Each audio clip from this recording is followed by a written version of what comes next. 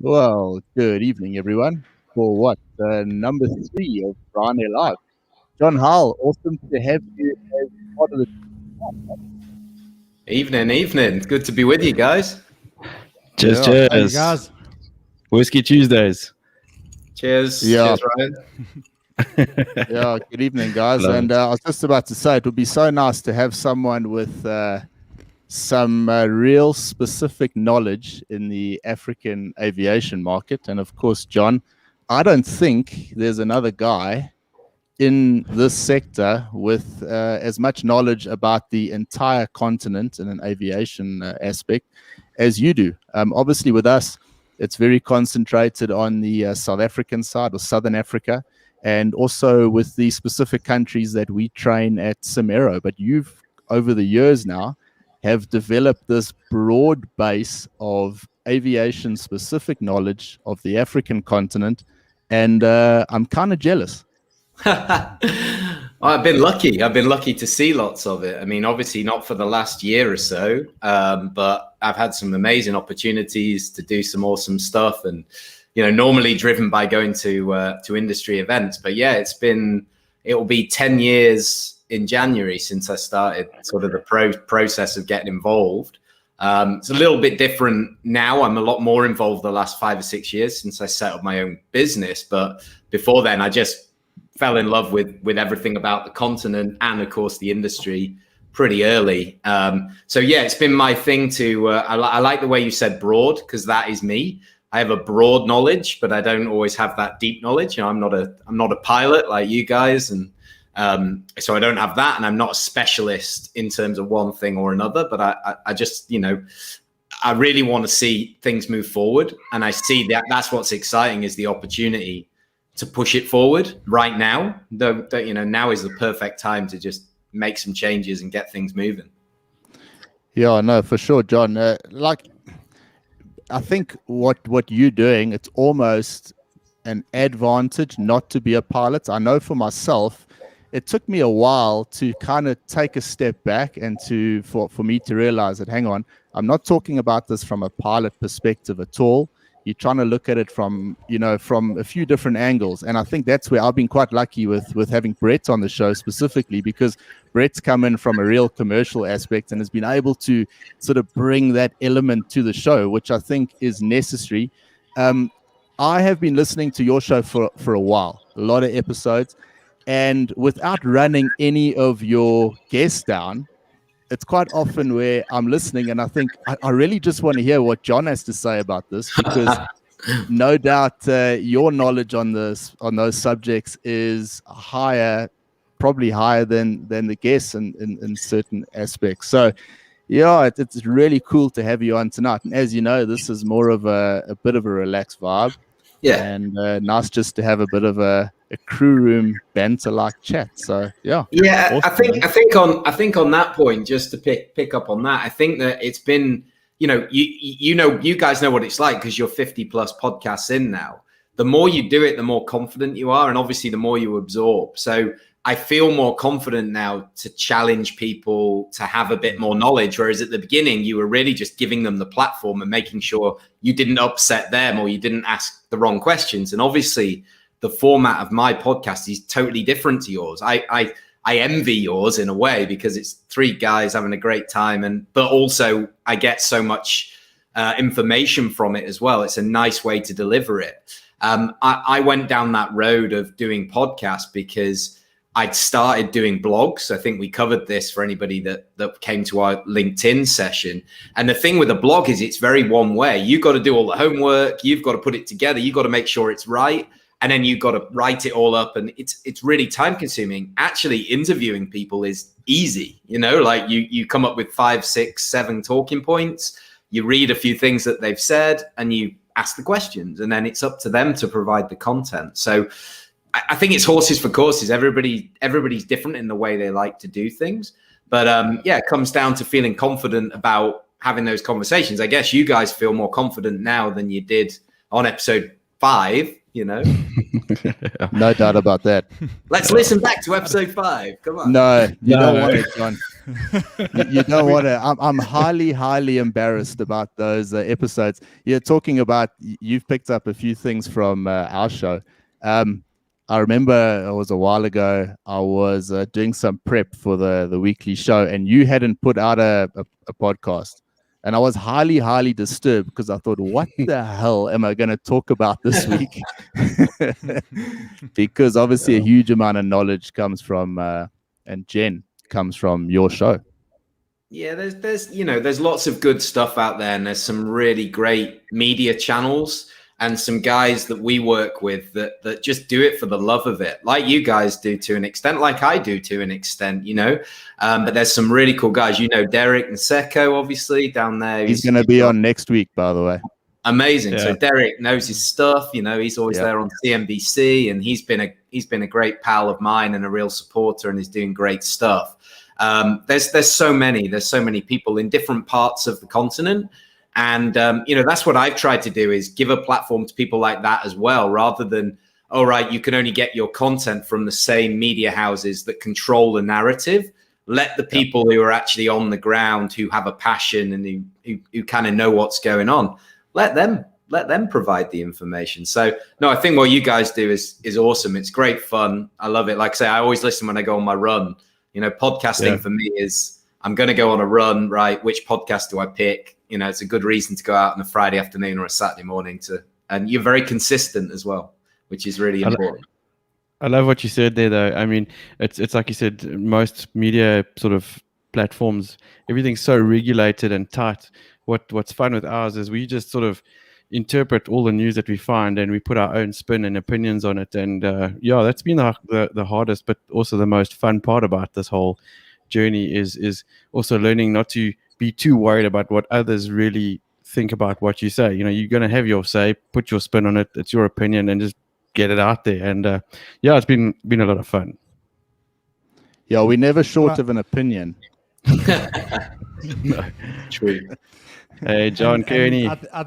I think that's the big thing, especially for Ryan. Don't worry about what people say about you, but just you carry on plugging through. You're doing well. Yeah, take me as I am. Yeah, exactly. John Kearney, nice to hear from you there, man. Sorry, go, Brett.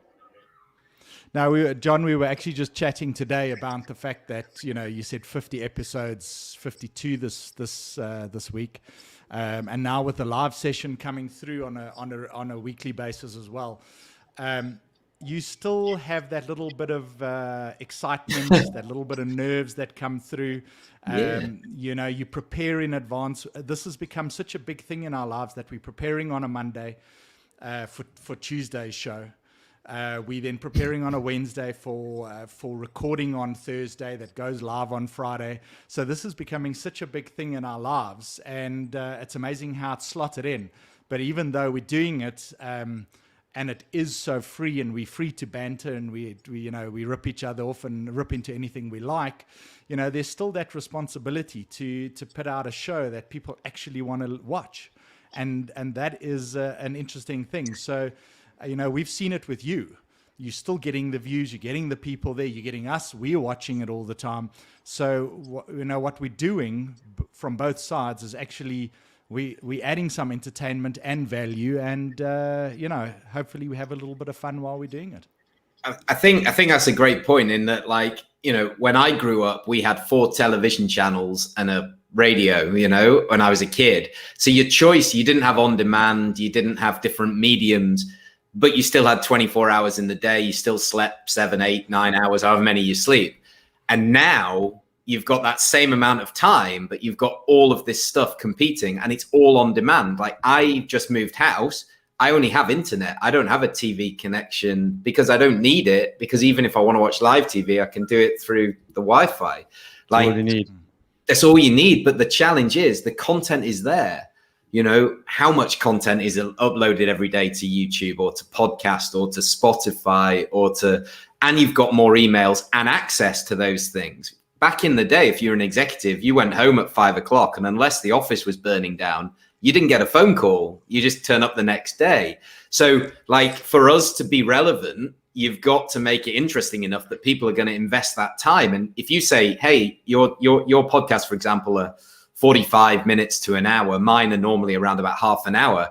If you add that up and you get 1,000 listens of each, that's a lot of hours that people have cumulatively invested, and they're only going to keep coming back, and it's only going to make it worthwhile if you feel you get some feedback. But all I was going to say on this is I think the next stage is, we take it live, come down to next time I can come to South Africa, let's do it live at a live audience. And, that'd be super cool, wouldn't it? Because as much as I've lived in this virtual world for 15 months without seeing one client, customer, friend in Africa, it's not the same as being in and doing these. I used to do these podcasts live, in a breakfast bar in a hotel, and you just get that person, you'd sit down and you'd just record. Why not? I'd love to go back to that, because you do get quite a lot more, and at least you guys are able to do the sessions together in the same room on a Thursday. Yeah, we have great fun doing it, and like Brett said, we were discussing today about the nerves that come beforehand. Strangely enough, on this live show, there's I don't know if it's because we're in our own houses or what it is, but there's definitely, or maybe the loudmouth soup that we drank before we started, but there's definitely a more relaxed feel about it. And I found, even when we did the webinar with you the other day, which was hugely successful, I've got so many good reports and responses from that. And I felt like even with that, there was a bit of pressure, because there's you're trying to get a point across, and people are actually there to learn. Whereas on this one, that's kind of a nice way. And obviously our intention is to bring people in from all across the globe to have a bit of a chat. And and kind of, if you're thinking about saying something and you've held off saying it for a while, then I think this is kind of the platform. So Ryan hasn't even noticed the banner I put up for him there earlier. Yeah, I was love busy it. reading it. I was looking at it and I was like,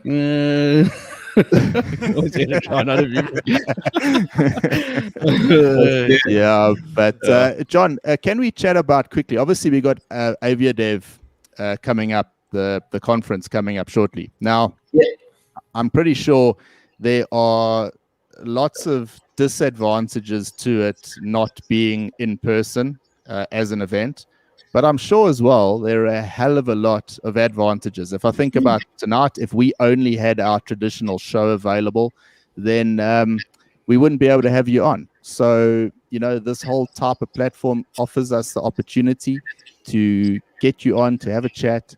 And I think it's really cool. And I'm sure your live event that's coming out, which, for anyone that doesn't know, it's going to be really cool. It's like you said in your LinkedIn post, it's not a webinar. This is going to be more like a TV production.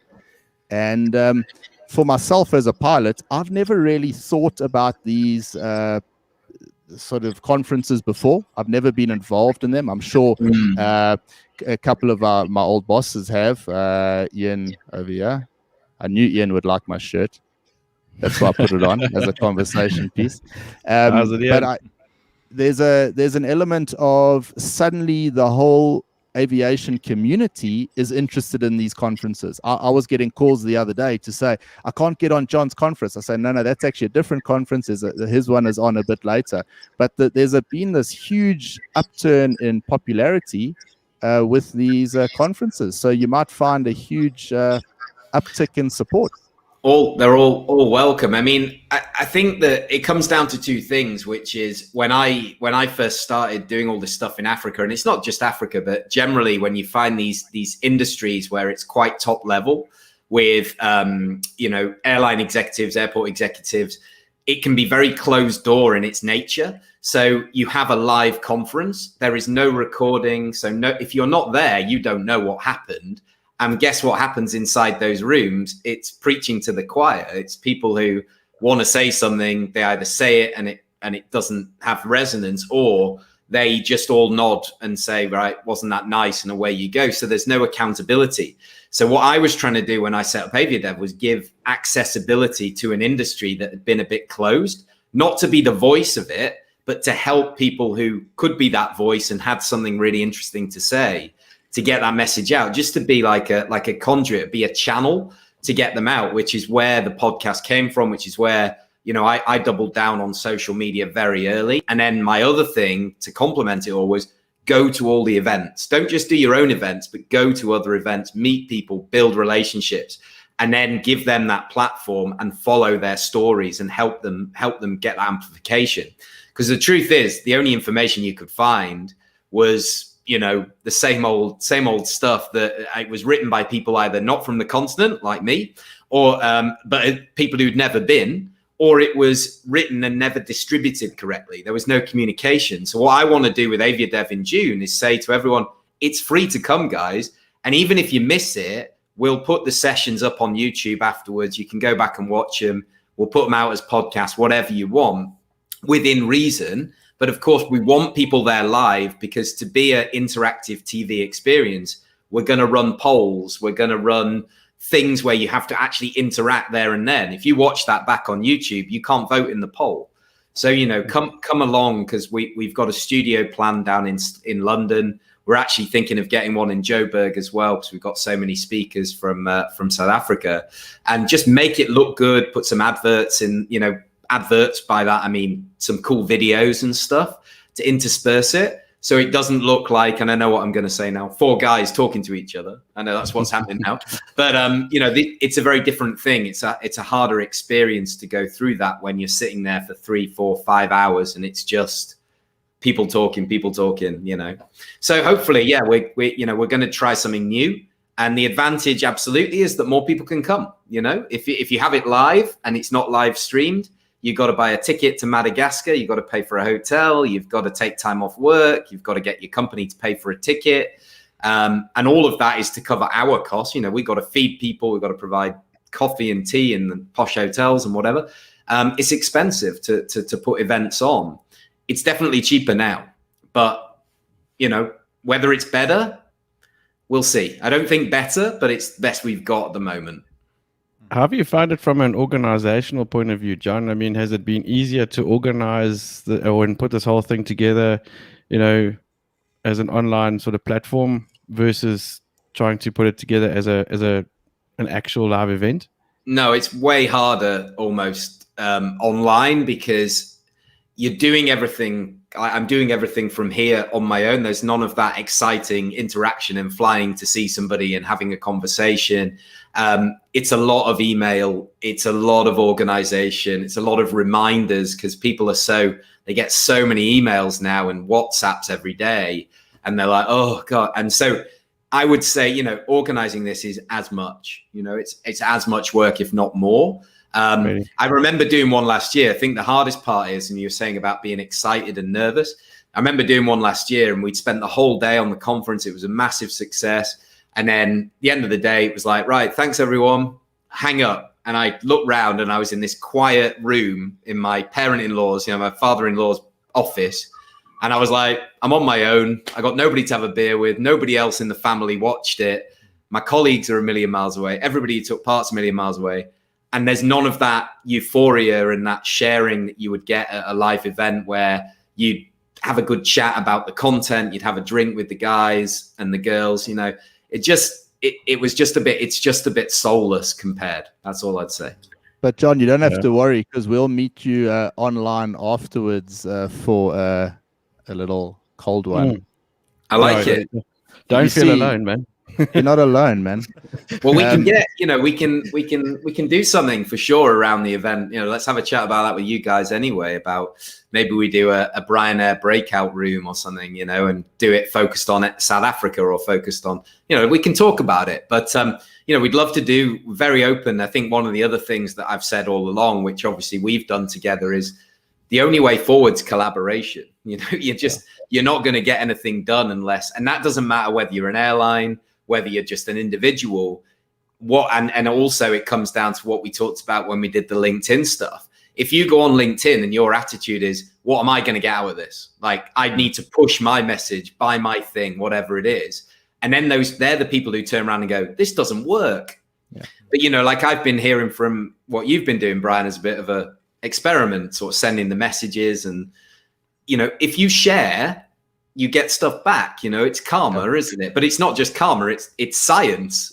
People feel a bit better about you if they feel that you've actually helped them out. They're more likely to help you out. That shouldn't be the reason you do it, but it just comes around. Yeah, it's a natural thing. But John, I must say, you were the first guy when we started. I don't know when we first chatted. It must have been mid last year. Yeah. And you were the first guy that sort of got hold of me. I knew who you were from LinkedIn. And, you started talking about collaboration. No one had actually spoken to me about that at all.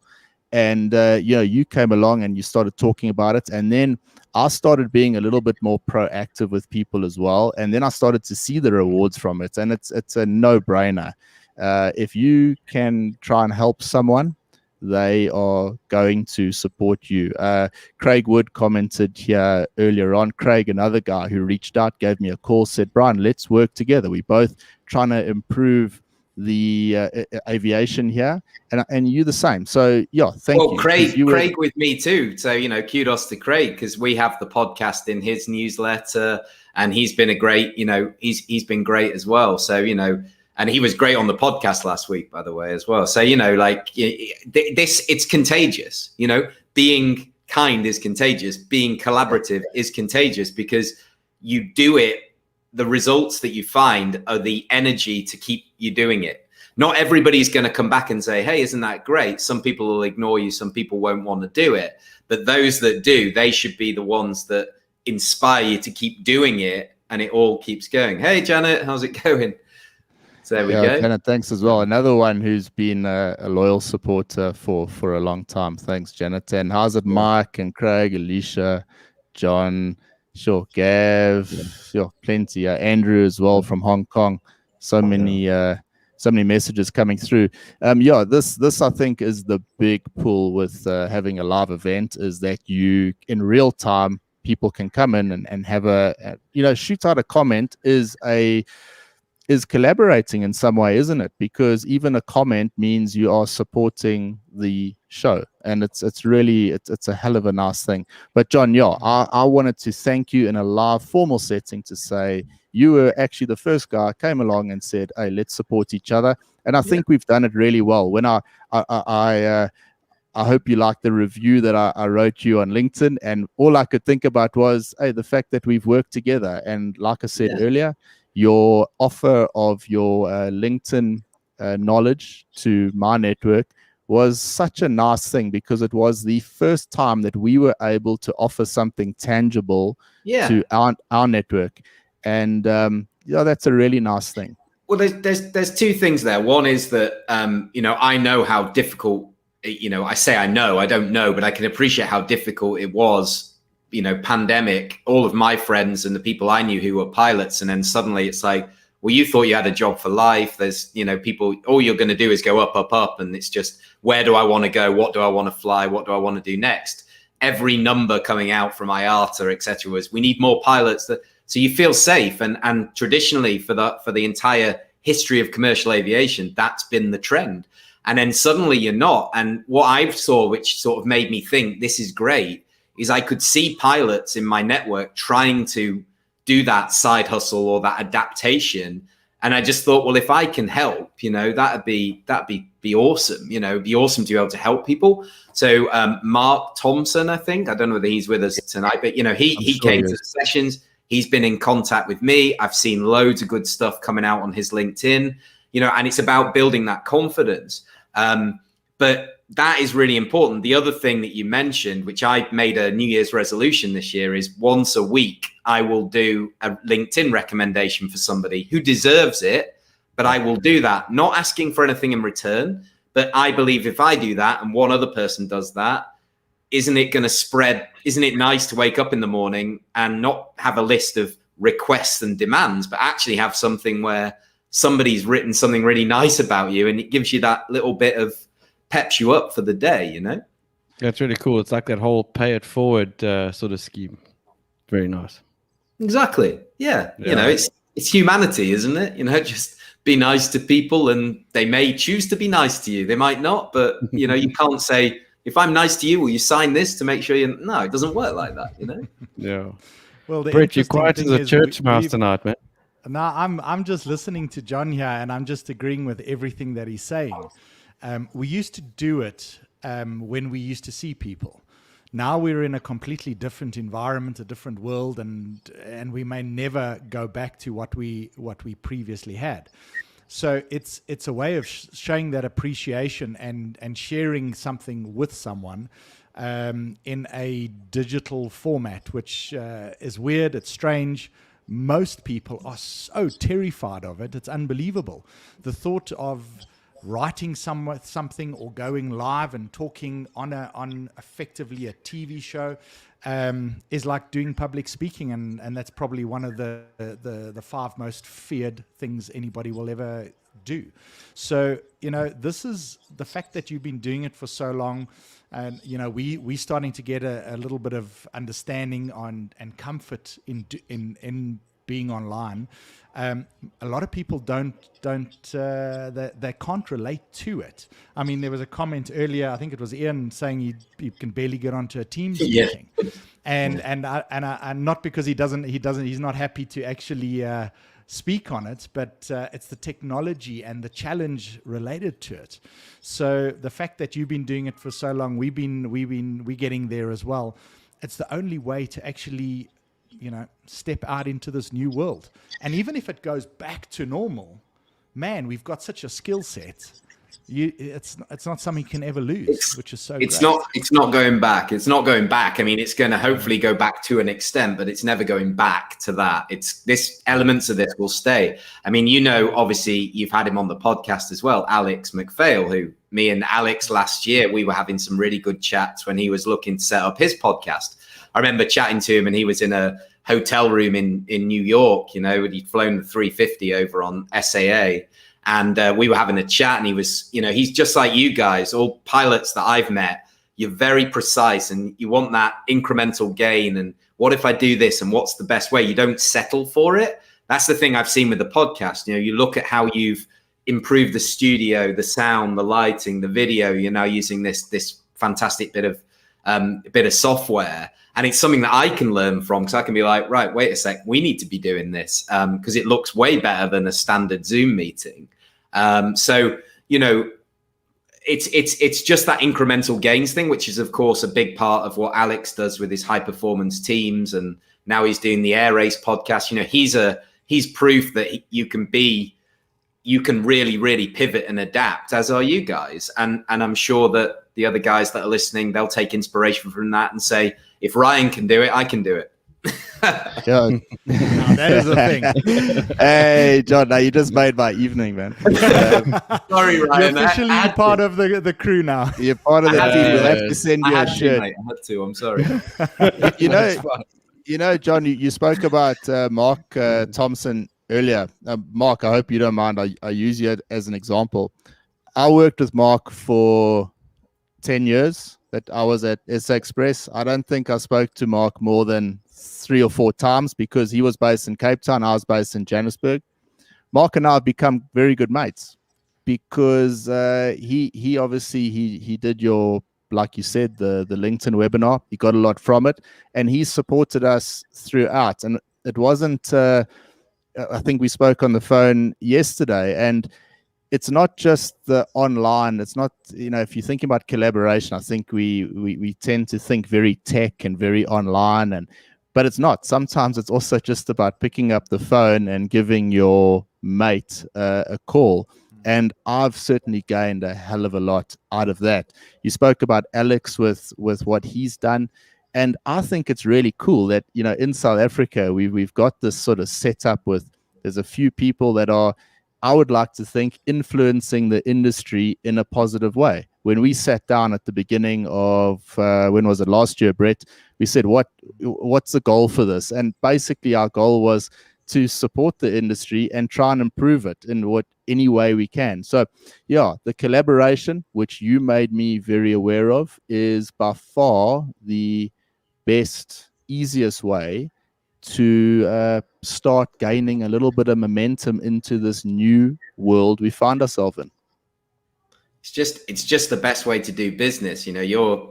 Brett, like you said, comes in from the commercial side, but I think that ultimately it's that commerciality and that visibility of, right, we know where we're going with this, we know what we want to do and how we're going to support, but things evolve as well. So you started doing that, and then you've got audiences popping up in all sorts of places, because that's the beauty of this medium that we're using. You can reach people from all over.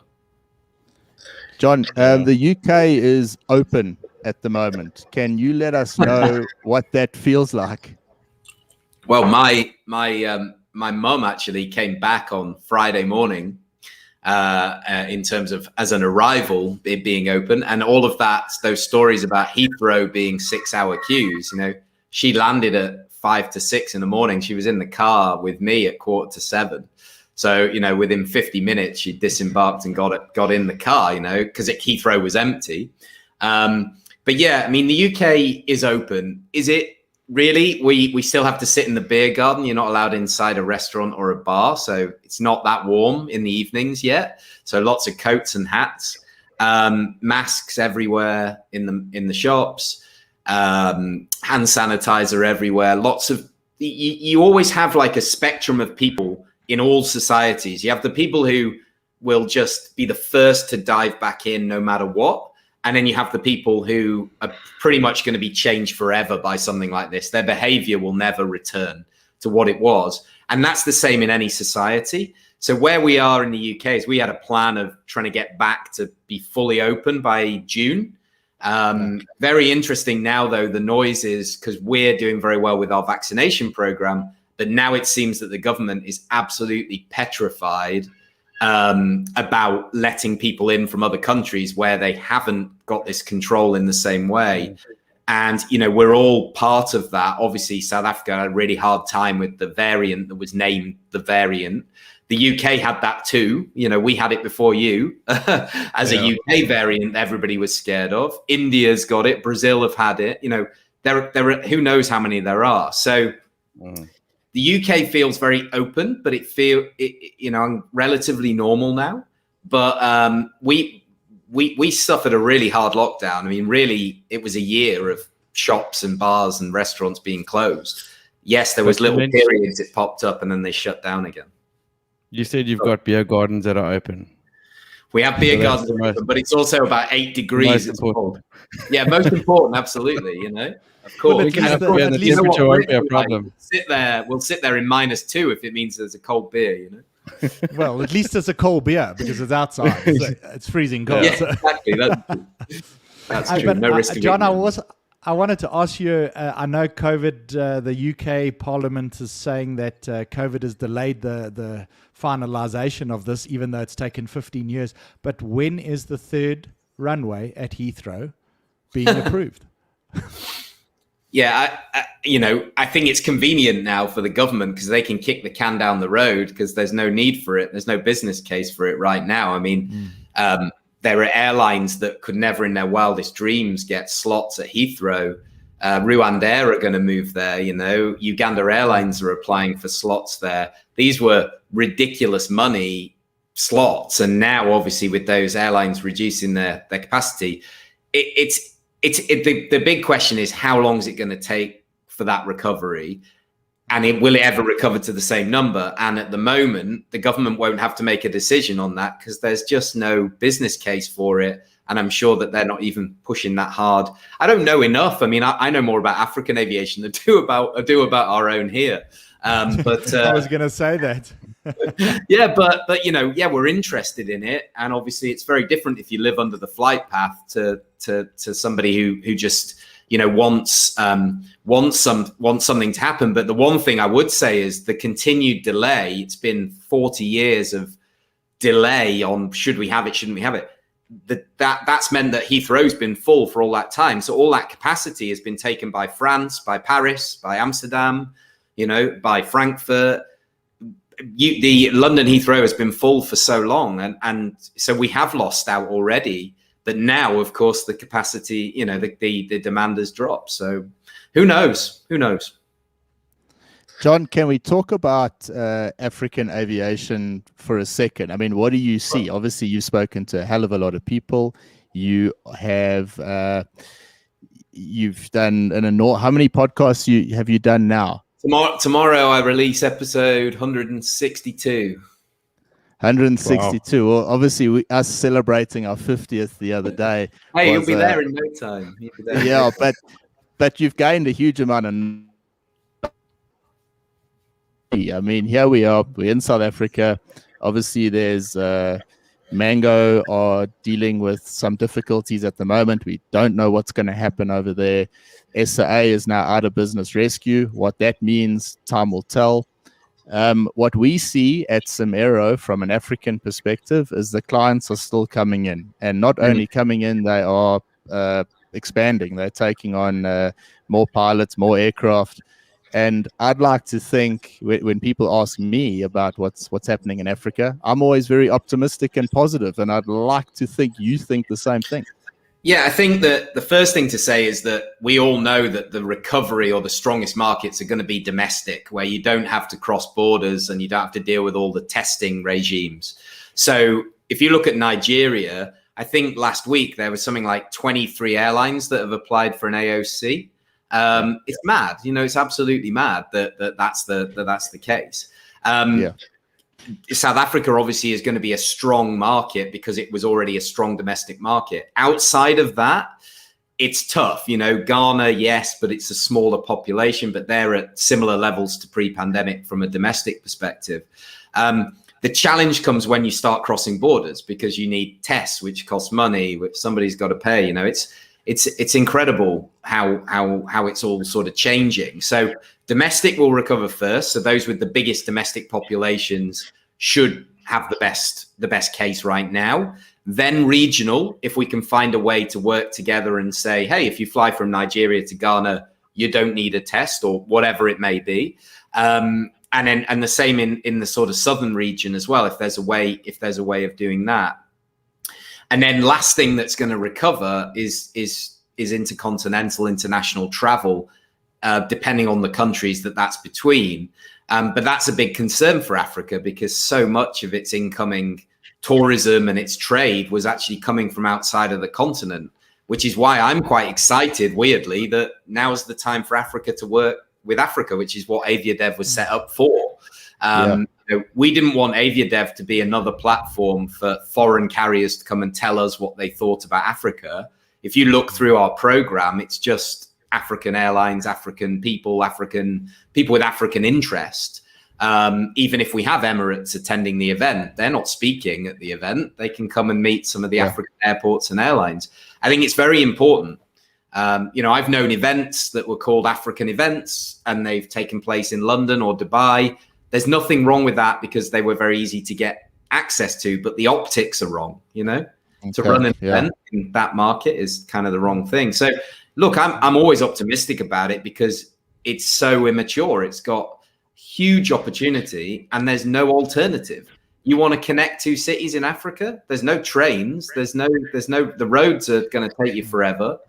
It's a landlocked continent. You're not going to go by boat. So what's your alternative until Elon Musk, invents the Hyperloop between Joburg and Cape Town? We're going to be flying, Yeah. John, is there room to say that Africa has maybe we're in a better position now that you talk about these other big airlines, they aren't too strong at the moment, and they certainly are more worried about their events at home than they are about another continent. So for me, it feels as if Africa for the first time is kind of let alone because these big carriers have to sort things out in their own backyard first. And now Africa is kind of doing it itself. And I think there are a few airlines and a few countries that have worked out that you can actually do this by yourself. And I don't see it going back. And it's a good feeling. I really think that this is a positive that has come out of this whole pandemic. And let's just hope it stays that way. Yeah, I think if we can get something out of this, which is, of course, private airlines, or at least airline, so it's a very difficult thing to go private airlines, national airlines, private sector mindset, airlines that are run like a business. That's what you want. It doesn't matter who owns it. It's about, do you operate it like a business? Does it have to turn a profit? Do you have to watch every penny? Do you employ the right number of people in the right jobs? And that's where this whole thing about people always point Ethiopian, because of course the people running that have been with that airline. The CEO's been there 30, 40 years. He bleeds Ethiopia. He knows every person, every part of the business. He's done it. Whereas what you find in other airlines is somebody's parachuted in from outside the industry, and it's a very complex thing to run. So, you've got that. But what I'm hoping is we see more of these innovative solutions. They don't have to be from private airlines, but they are generally being driven, like Lyft down there in SA with the CEO of Lyft was at Uber for 7 years, because I interviewed him a couple of weeks ago. He's bringing that mentality of, I know how people operate, how they want to travel, how they want to buy a ticket and have flexibility. And he's bringing that into our space instead of going, well, it has to be through a travel agent and we have to do this and we have to employ this many people. He's running it like a business. So my thing is, get back to that, get back to a commercial mindset, because otherwise you're just going to see the same mistakes. Yeah.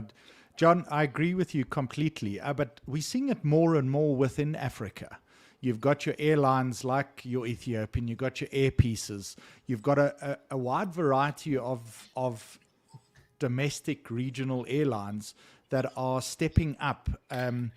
Often I've always imagined I've seen over the last decades, Africa is kind of being left to the sideline. We get the old aircraft sent through here. The training is not up to standard because the guys couldn't go to Europe.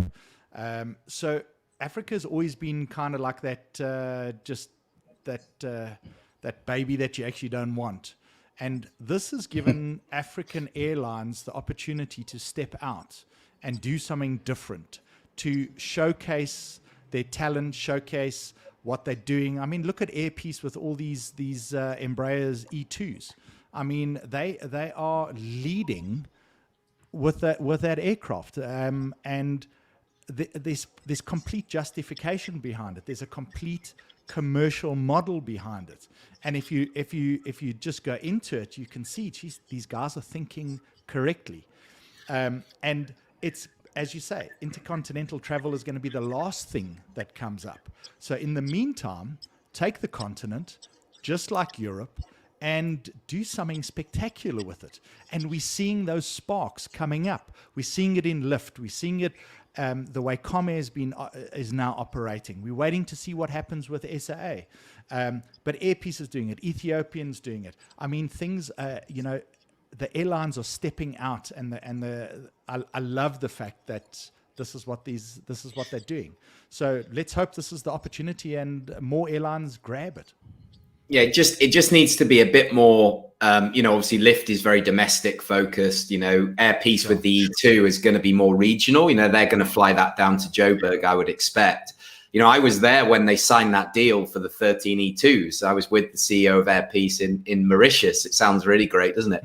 And we had a lovely sunset cruise in Mauritius with the champagne pop in with all the Embraer team and the Air Peace team. It was amazing. And then I actually, when they did the tour, I flew the leg from Mauritius to Addis just with the Embraer team. And honestly, that aircraft, I'd seen it on static display at Farnborough and Paris. But to actually, be in it and to be in it for a takeoff when there was only sort of 5 of us and no cargo, we literally, they put the thrust on and we were in the air before you knew. It was an incredible experience. And I sat in the flight deck for the landing because it was by all means like a private flight. So it was an amazing experience. And Embraer are a great manufacturer that really have believed in Africa for a long time. The ERJs have kept so many of the airlines going. I know that SA Express was more of a sort of, it was Q400s and CRJs and all the rest of it, wasn't it? Rather than that. But, there's huge opportunity, and it doesn't just have to be. I think the other thing you touched on there is it doesn't have to be just old aircraft. Air Peace have got brand spanking new E2s that are going to be flying around this continent. And so have Ethiopian got brand new aircraft some of these other guys have got brand new as well. Not all of Ethiopian's aircraft are brand new. Oh, here we go. Mark, Sorry. Baywatch analogies. I love it. Nobody could concentrate after that comment. No. Yeah, and I was actually comment dressed of the day. for my stag party. They dressed me up as Pamela Anderson. So if you want to see a picture, I'll send you a photo. Trust me, John, you don't want to see a picture. One to yourself. I think they thought I've got the hair. I may as well go for the rest of it. Jeez, that's taking me back to like standard 5. John, Those are the days. Yeah. Sorry, Go guys. for it, I just Brian. want to ask John, what's next? Obviously, you're an excellent webinar host. You've, like you said, done a hell of a lot of podcasts that I don't suppose you're going to stop anytime soon. We've all seen a lot of changes the last sort of 12, 15 months. Where do you see things going? I mean, there's lots of new little platforms out there. Maybe this is a good time to talk about it. There's what's this other one? Clubhouse. I know you on that every now and again.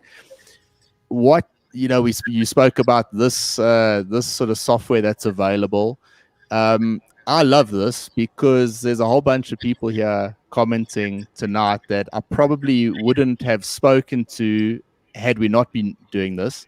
So this in itself is like a little collaboration tool. We've already identified that collaboration is so important. Where do you see things going? I mean, what are you thinking of doing in the future?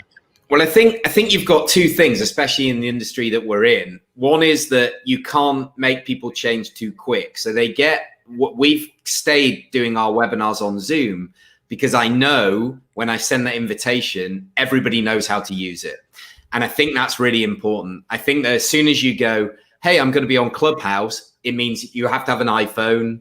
The way the content's delivered is audio only. Personally, I'm not sure that that's really the way forward, because it's a bit like this in a way. It's a live podcast, but you never really know what you're going to get. And it's a lot of time invested, and then it's gone. There's no record. It's not recorded. So you're either there or you're not, which seems a little bit strange. But I think that's the biggest challenge is we've done events where we've brought in a new system, but you've got to teach people. It's hard enough. People are apathetic. They don't want to change. They don't want to learn. They're like, oh, if it's not on Teams or on Zoom, I'm just not interested in having to find a new login and download software.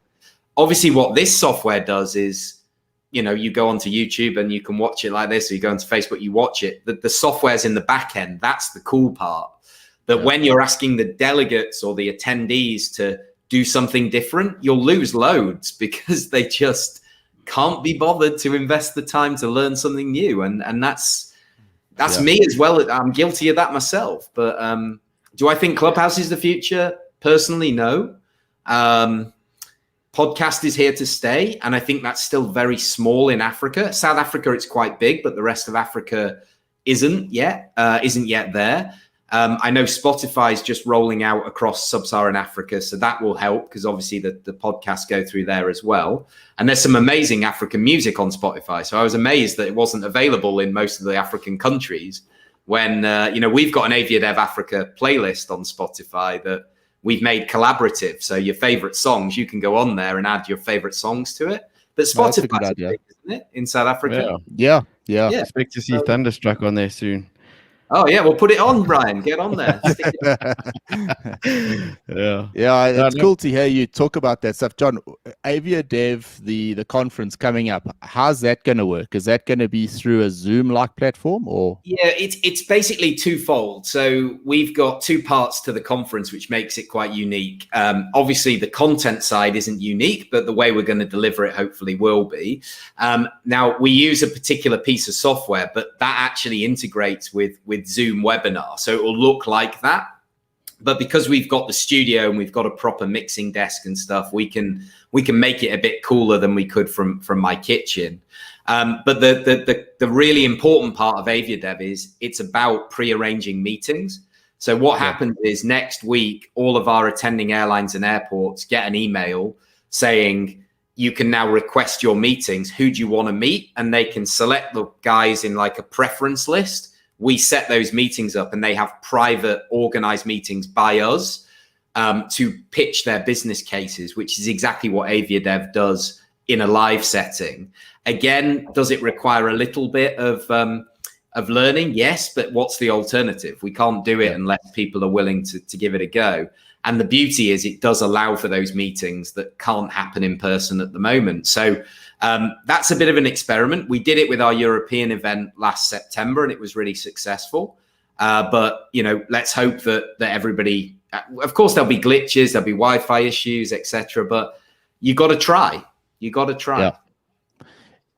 You made the comment, I think, when we were doing that webinar, you said, we'll make it in the evening, we'll split it 2 weeks apart, because people have to make that commitment to actually be there at the time. And it's often that commitment that is, that's where the value is going to come. If you're committing to spend, even tonight, I really get a kick out of the fact that a lot of the people, I mean, I don't want to go and mention everyone here because I'm likely to miss a few names, but all these names here have been so loyal to us, and there's a commitment involved. Let's face it, it's Tuesday evening, it's 7 o'clock. I know Ryan normally watches Desperate Housewives at this time, so he's already made a sacrifice. It's fine, it's recording, don't worry. Normally Baywatch, isn't it? Right? It is after tonight. Yeah, I'm going to go watch all the Baywatch rewinds after Mark's comment. I can't wait. Yeah, my comment. Let's have a comment of the night, I think, guys. That was excellent. That was excellent. That one. Cheers. Mark wins that one. Let me find. Yeah, the David Hasselhoff, but was that you, Brian? The David Hasselhoff can't say. Yeah, that was. Let me put up that. So you get half a point for setting him up for this one, really. I set him up. Yeah, Hasselhoff planted the seed. There it is. Yeah, geez, man. You know, this SA Express saga for so many of the guys listening tonight is such a sore thing, and whenever we talk about it, I don't know whether to laugh, smile, cry, whatever it is. I know Ryan, I think he always looks at me with daggers in his eyes because he thinks, why are we talking about this again? And I don't know. I've got a soft spot for this story, and I've got a soft spot for all the, our ex-colleagues. And I just want to actually be serious for 2 minutes. Yeah.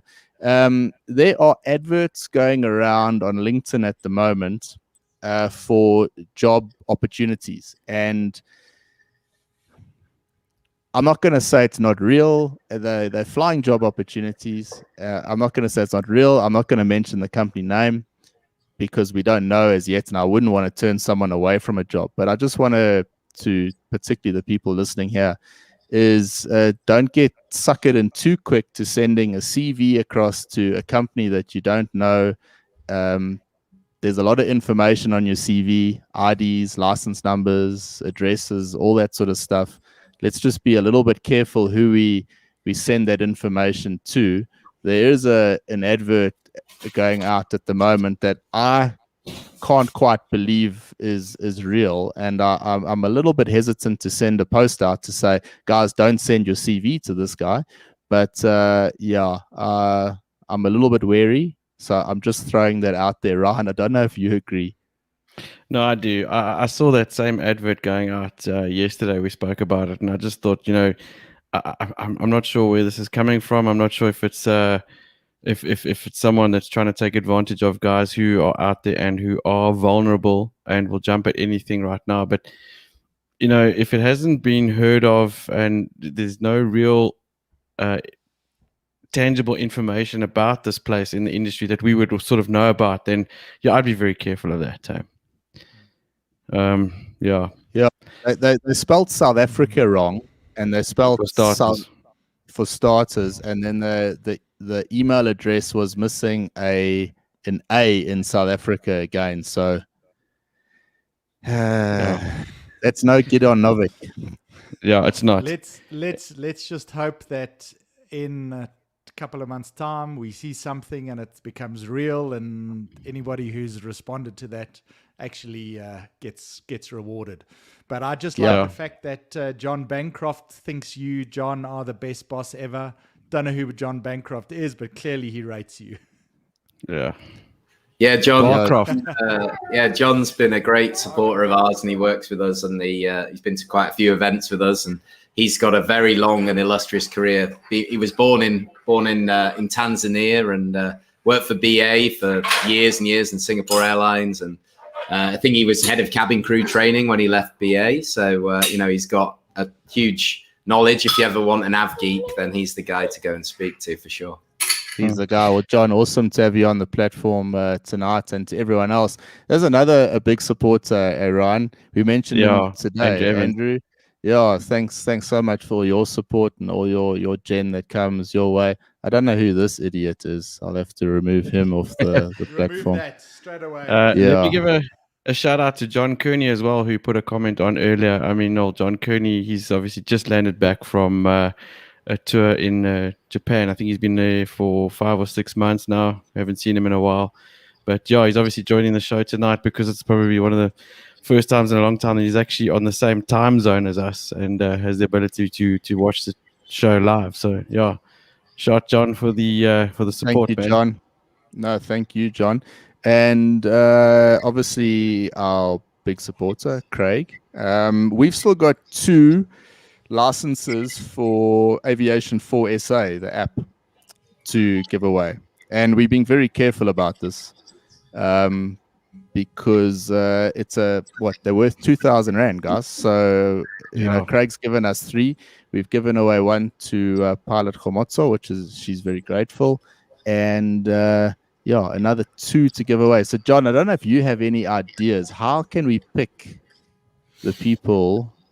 I was thinking, if you can get me another 1,000 subscribers over the weekend, then I can give it to you. But, however I'm not so sure the best tactic here going forward. But a hell of a nice offer from Craig, and another one that is really tangible for us to be able to offer. And it's such a nice feeling to be able to offer something like that. So thank you again, Craig.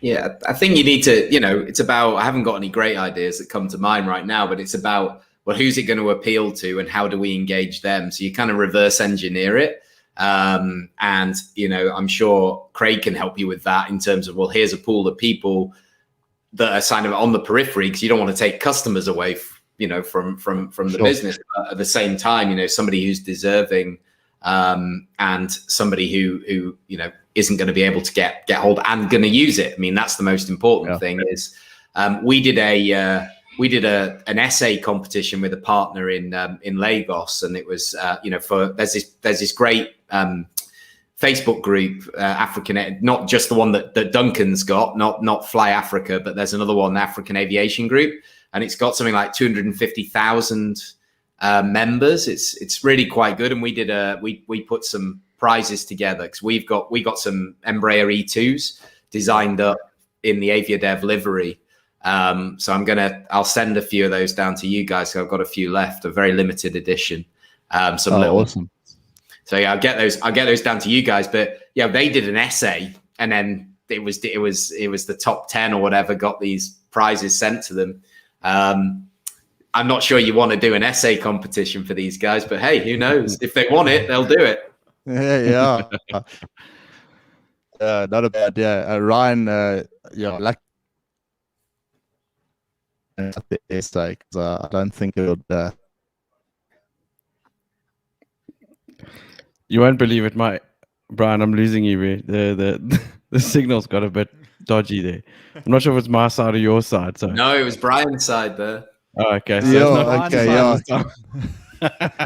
What I just saw, some of the platforms as they start clicking off, because it's like they're kind of like our sessions that get booked, that goes through a bit of I suppose it's part of the whole being live event. But anyway, we have been talking for an hour. We've got a shirt, a Brian shirt, John, that we're gonna send down to you, and awesome. So that's our small little gift. It's on the way to you. No, thank you, John. Thanks for everything you've done for us, and thank you to everyone tonight that's listened to us chat. It really does mean a lot to us. And Tuesday, 7 o'clock, and our supporters are here. And I just actually want to, there was a message here, or Mark again, he wrote this. He says, we were part of an exclusive club. It was great while it lasted. And I just want to add to that. I think that if anything, Mark, we've actually now created an exclusive club. And I don't mean the Brianet team. I mean everyone, sort of all you guys. Haven't we become a much tighter unit than we were before? And we've managed to bring in people like John and guys from other airlines. And I feel like we're a much stronger unit team now than we ever were before. So yeah, it was great. It was an exclusive club, but man, it's a much better exclusive club now, and long may it continue. So yeah, thank you everyone. And it's a great metaphor, Brian, for what's going on. The people who are sort of harking back and going, I wish we could go back, or when will we get to go back? It's like, no, that's not going to happen. You got to move on. Same with what's happened. You got to find a way to just keep moving forwards, Like Rocky says, it's not about how hard you get hit or whatever. It's getting back up and it's keeping moving forwards. I've probably butchered that, but that's the kind of general, the general gist of it. And I think that's a really important thing to take away is just keep going, guys, because we'll get there. Yeah, exactly. We'll get there. Totally. We're a good team, all of us. And yeah, we certainly, sure. I think I know Ryan and Brett would agree. I think the biggest thing that we can take out of this is this network that we've managed to build around us now. And man, it's onwards and upwards with guys like yourself, John. Only good can come for it. So I want to wish you all the best for Aviadev. No doubt we'll speak before then. We'll certainly be watching and picking up Jen along the way.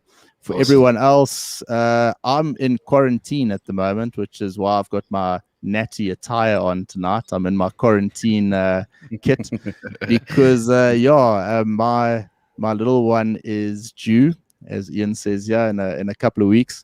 And so I've got a quarantine. So the Friday show will be done a little bit like this. It's not going to be live. We're going to try and keep it separate. So Tuesday evening we'll stay live, and then we'll do the next couple of episodes. What's it, Ryan? Another 3 episodes, like sort of as we are now. Depends on how many sleepless nights you get, but maybe it's 3, maybe 6, maybe 10. Yeah, we'll see how it goes. Yeah. We might never see him again. No, that's the one thing you can be sure of. We've put enough effort into this that we're going to be doing this twice a week, every week, and whether we might do a 10-minute show one afternoon, but that's okay. There will be a show that goes out. That's our promise to all our supporters. So thank you everyone, and don't forget, there will be a show out on Friday. It will look a little bit different, but don't worry, we'll be back. John, thank you for your time, and thank you to everyone that listened to us tonight. Really do appreciate it. Don't forget to hit subscribe, please. And if you can shoot me a comment on or a review on Apple Podcasts, that'll go a long way. But thank you everyone, and see you next week. Cheers everyone. Thanks, John. Thanks very much. Cheers, guys. Bye, guys. Cheers.